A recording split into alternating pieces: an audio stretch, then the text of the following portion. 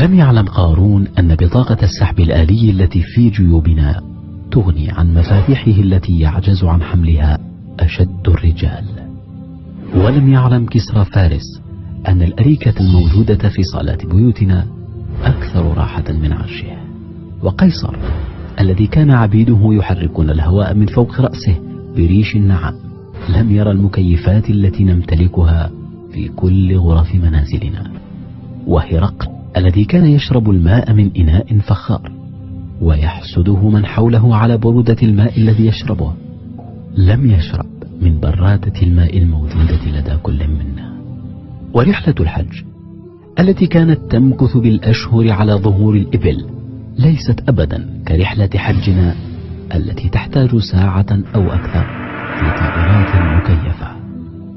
في الواقع نحن نعيش حياة لم يعشها الملوك بل لم يحلم بها، ومع ذلك كثير منا لا زال يندب حظه، وكلما اتسعت العين ضاق الصدر. اللهم لك الحمد على نعمك التي أنعمت بها علينا في ديننا ودنيانا. لك الحمد على نعمك التي لا تحصى.